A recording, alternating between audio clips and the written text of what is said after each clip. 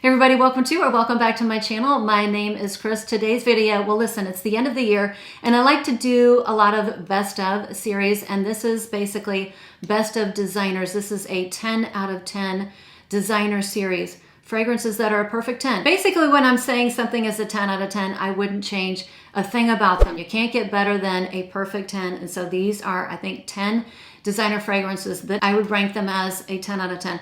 They may not be masterpieces, but for what they are, I think they are perfect and I wouldn't change a thing about them. Before I dive in today's video, I would love it if you would let us all know down below what some of your 10 out of 10 designer scents are. If you are a return viewer, thank you. If you're not yet a subscriber, I would love it if you would hit that subscribe button. And if you get anything out of my content, you enjoy the video, I would love a thumbs up. It really does help our channel. It shows our videos to more people in the community. And with that, I'm just gonna grab and go.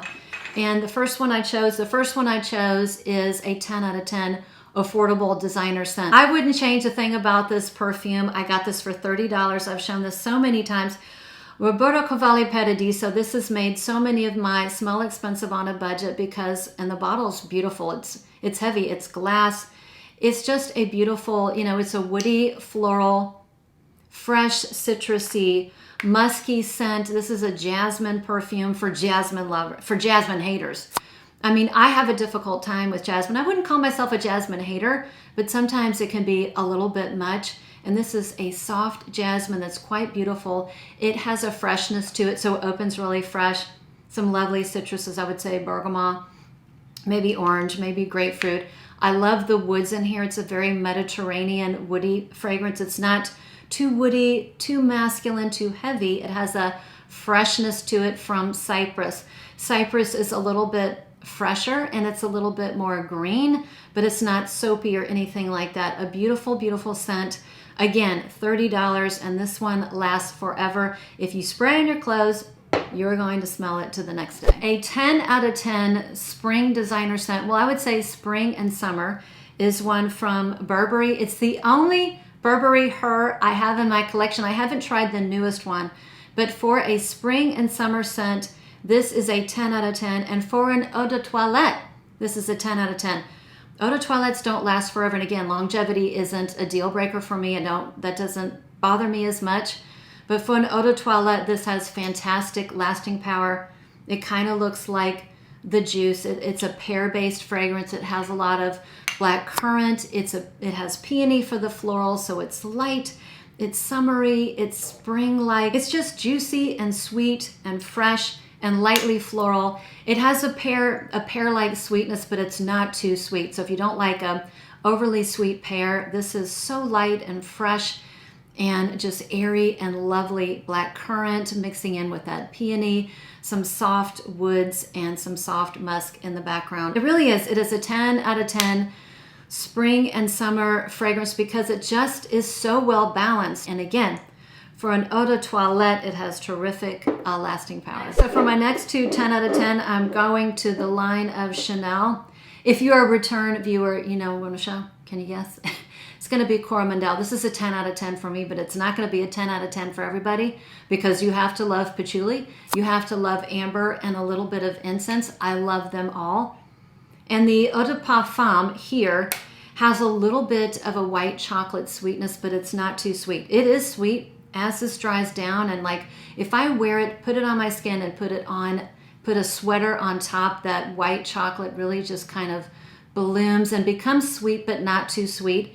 And I think it balances the patchouli perfectly because this patchouli leans a little bit on that earthy side, kind of that wet concrete. It sounds gross, but it's a little bit earthy, and the amber notes and a little bit of that soft, slightly smoky incense and the sweetness from that white chocolate just make this, it's signature scent worthy, perfectly balanced, a 10 out of 10 for me. A 10 out of 10 Fraiche was created by Chanel, and that is Chanel Chance Eau Fraiche. This really is, a Fraiche masterpiece.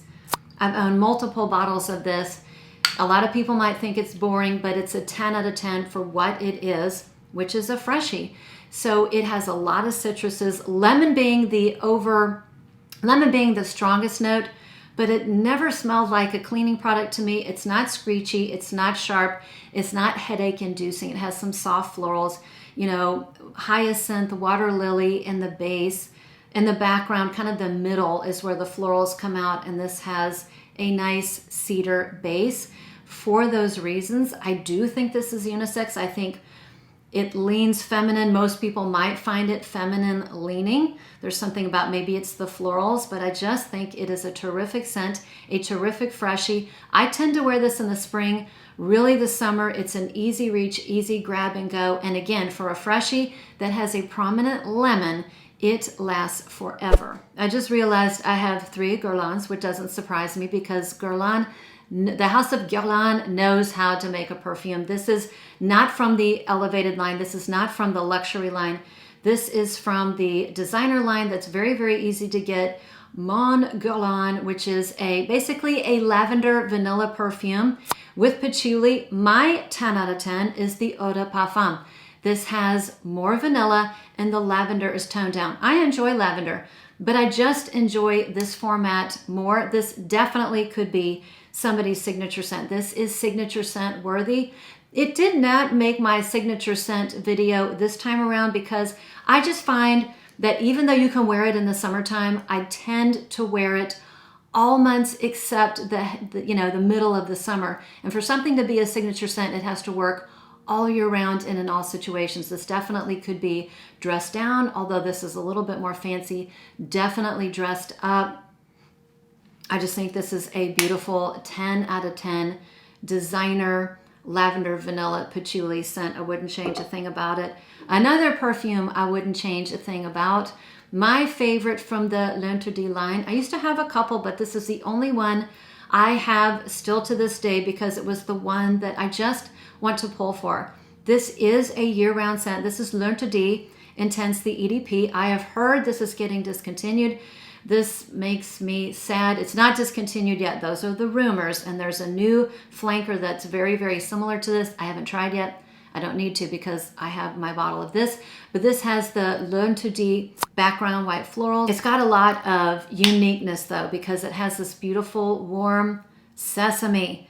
Very, very unique. It's very vanillic and woody in the base.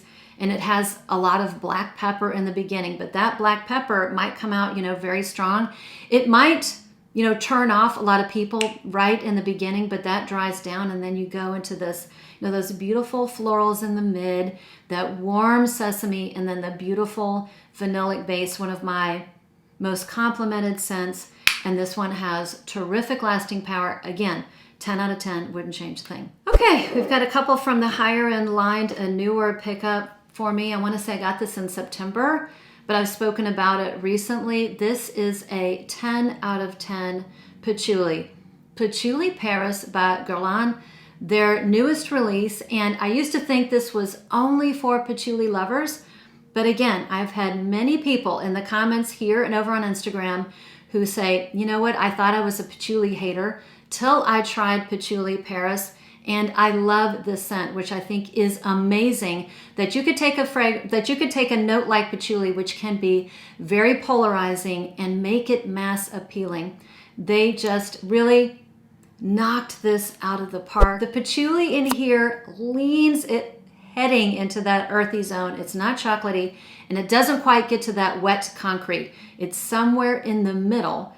But this one has this beautiful vanillic sweetness that kind of lifts it out of any earthy zone and just makes it a very sweet but not overly sweet patchouli. I think they just mix perfectly. It's got just a touch of aldehydes in the beginning and it's not overly aldehydic. I think it just makes it a little bit bright, and this soft, this is iris or orris. It's very soft. It's buttery and soft. Less powdery. It's more into that buttery, soft iris, orris kind of a thing. And as it dries down, it becomes more vanillic. So more vanillic, floral, patchouli fragrance that is it's just beautiful. It's for patchouli lovers and non-patchouli lovers alike. I wish this was more affordable, but what I've heard is that Guerlain now sells 10 ml decants, so that's fantastic.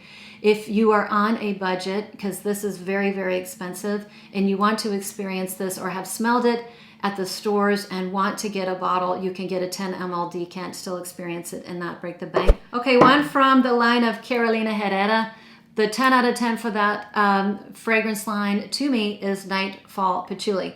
So I love that apple pie vibe, those fragrances. I have several in that category. I love that. Do I need that many apple pie fragrances? No, but I just, for some reason, they just appeal to me, particularly in the cold. So this is patchouli and a cinnamon apple pie. So the notes that typically combine to make that apple pie vibe typically are resins, so benzoin, sometimes tobacco, vanilla, amber. When you mix those together, you can come up with that apple pie vibe. This has a beautiful hit of cinnamon. So it's that cinnamon apple pie with a lovely patchouli. It's leaning into that chocolatey zone, but doesn't quite get there. It's not earthy at all. So a perfect cinnamon apple pie meets patchouli fragrance, and it is a 10 out of 10 for that reason. So the last two in today's video, I have Babycat 10 out of 10 vanilla suede spices incense fragrance, a little bit of saffron. I would not, change this at all. In many, many ways, this is really me in a bottle, and I have several fragrances that were from Dominique Ropion that smell very, very similar. Eau d'Audacity that made the niche version. Since this is the designer version, YSL, this is the YSL representation. I mean, I think if you haven't smelled it already, it's a beautiful vanilla suede incense combo that has pepper. I want to say red pepper, some black pepper. It's not as strong as it is in Audacity. That has more pepper. Some beautiful elemi resin. Sometimes that can smell a little bit piney, but it's woody. So this has a beautiful woody backbone or base, and the vanilla just becomes more vanillic in the dry down. But you do have to love vanilla. You have to love suede. You have to enjoy incense and some spices to love this. But for what it is, this is a masterpiece. It will be in my masterpiece video, hint, hint, and a 10 out of 10. Not all 10 out of 10 fragrances are masterpieces, in my opinion, and vice versa, but this one is both a 10 out of 10 and a masterpiece. And my last 10 out of 10 fragrance for the designer series is another one from Guerlain, and it is a vanilla. Is it my favorite vanilla? No, it is not. Is it my favorite Guerlain vanilla? No, it is not. But is it a 10 out of 10 vanilla perfume? It is. I think this is Spiritueuse Double Vanille for what this is, a boozy, natural, kind of that natural vanilla pod vanilla. It's a 10 out of 10. I would not change a thing out of this. I think it's spectacular. It is vanilla. I mean, vanilla is the star of the show. And it's a natural vanilla, that vanilla pod, but it's very, very resinous. So it has a lot of ambery depth. It has a splash of incense, but it's not overly smoky. I would say the incense is more cold, resinous, and sweet than like smoky and burn. So if you don't like that smoky incense, this one is on the colder side. It's much more resinous, has a little bit of pepper. To me, it's very, very boozy, like a boozy vanilla pod type of vanilla. And I know a lot of people, this is their benchmarked vanilla, and I can see why. It's absolutely stunning, and I wouldn't change a thing about it. So that was it. 10 of my perfect 10 out of 10 designer fragrances for the end of the year best of. There are a lot of good fragrances in here. Fresh, summer, spring, winter, year round, signature scent worthy. I wouldn't change a thing out of them. So thanks again for sticking around. Thanks for watching. If you haven't done already, let us all know down below, what are your 10 out of 10 designer fragrances from any price point? We'd all love to hear. Thanks again for sticking around. Thanks for watching. For all of you who are return subscribers and watch all my videos, I thank you from the bottom of my heart. If you are a return viewer and not yet subscribed, I would love it if you would consider joining my community by hitting that subscribe button. And if there's any content you would like to see me do before the end of the year, I'm a little tongue-tied, this is my third video, let me know down below in the comments. And with that, I'll see you on the next one.